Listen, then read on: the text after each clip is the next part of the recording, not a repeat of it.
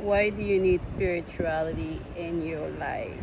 Uh, and why do you need spiritual science in your life?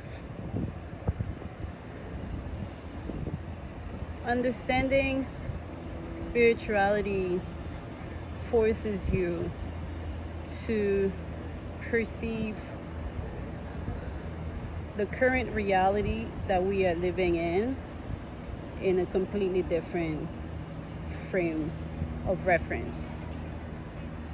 Once you start noticing the spirits around you, that things are beyond your control, they have minds of their own, they have cycles of their own, they are independent. It's things sometimes work out in ways that you beyond your wildest dream couldn't have planned, right? That's when you know that there are greater forces in this universe at play. That's when you recognize that there are things that just want to take place when they need to take place.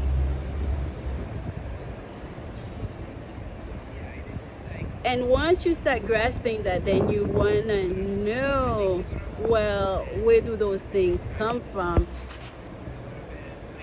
And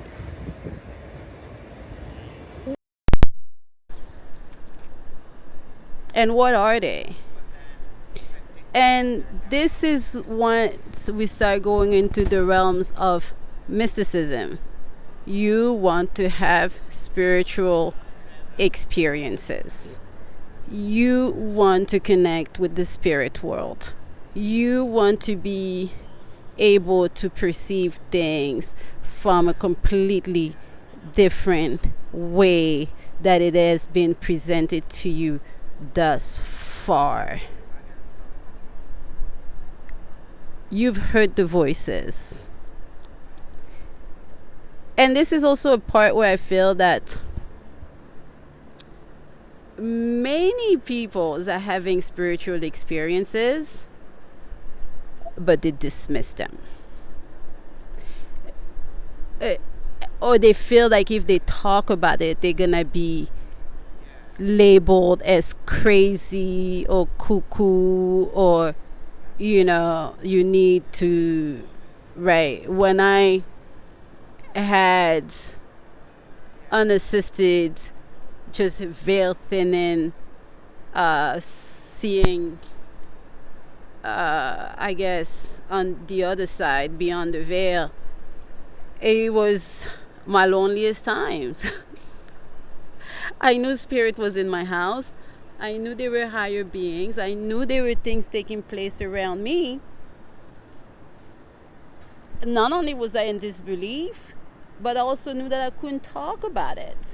Because anyone who is not seeing what you are seeing, who is not perceiving what you are perceiving, is going to call you crazy. Right? And people don't like to be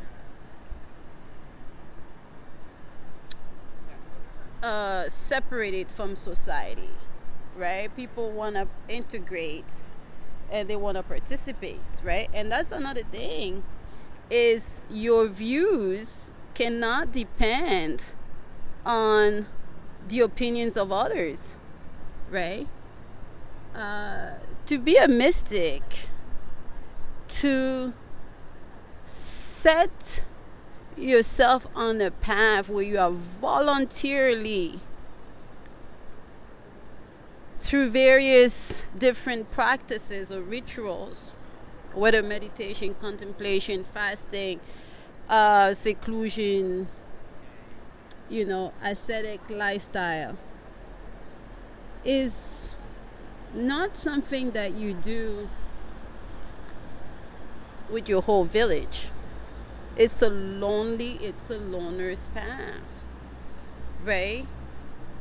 And most people, it's hard for them. It's hard for them unless this is what you feel strongly that you need to do. Then that's a completely different story, right? But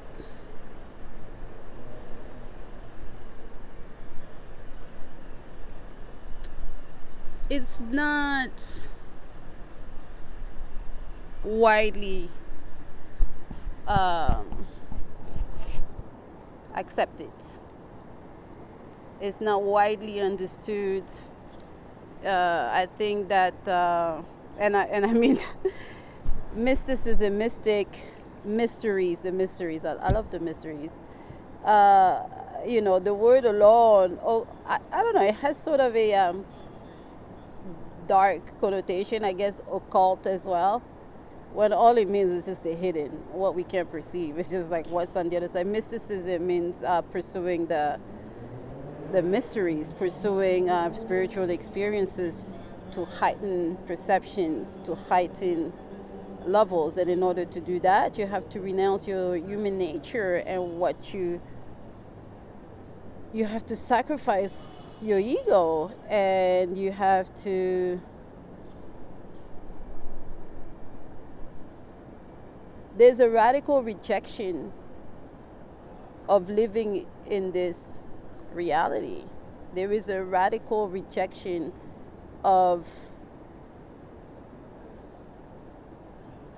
this is all there is. I've seen, I know, I can go, I can train myself to go, I can make the sacrifices necessary to rise to those levels, right? I heard, uh, I've been hearing many people uh, talking to me about their spiritual experiences, and then dismissing it. And I'm like, why? You need to lean more into that. It's true. You hear voices. They're talking to us. They're sending you signs. They're standing in front of you. They're trying to get your attention. But at the same time, in order for you to be on the level, on the vibration and the frequency to hear them, you have to deny some of your human nature. You have to meet spirit, therefore you have to rise to spirit's level. You cannot be human in your human complacency on scrolling online all day, making comments, having opinions. Spirit doesn't descend in a mess. Spirit descends when there's alignment. When there's alignment, that's when there's organization, straight line. That's why when you see the architecture, the human body, the temples, the Greek architectures, the pyramids, right? Look at those great designs. Spirits descends in designs and patterns which are structured to house, to materialize spirits. We are spiritual beings. We come from spirit. There is a spirit beyond everything that you see. There is a life force, a higher being that is animating any archetype, right? So that's another reason why you need spirituality in your life and studying the spiritual science, because if you're an architect and you want to have a higher perception, or you want to anchor divine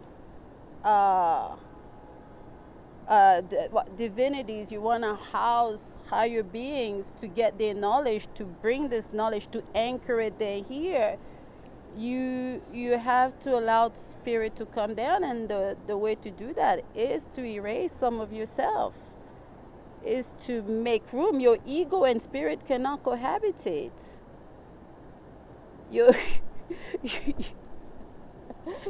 Your problems and spirit cannot cohabitate, right?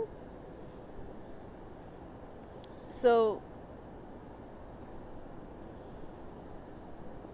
putting a lot of service. I mean, souls are of service, right? So, you know, beyond spiritual practice, always putting the other first, so that you forget about you forget your ego, right? um, Spending time,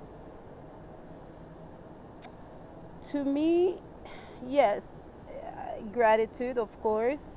In gratitude, like deep, deep time of connecting with your heart. I keep getting my flowers behind me.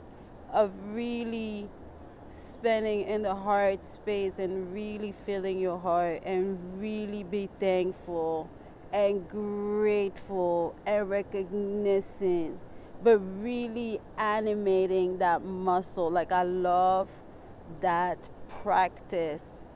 Oh God, your heart, it's just so much love radiates out of that. Another thing that I love to do is, from my heart, after I've engulfed it with love, just spread it in the world. I think I spread it into hospitals, in oppressions, and in places, just letting people know we're thinking about you, we are with you, we feel for you, your struggles. People think about you guys, everywhere you are. The children, I have a huge thing for children. They didn't ask for this bullshit, but they come here. So from near and far, continuously spending time in my heart and sending in the morning. That's one of my things to do.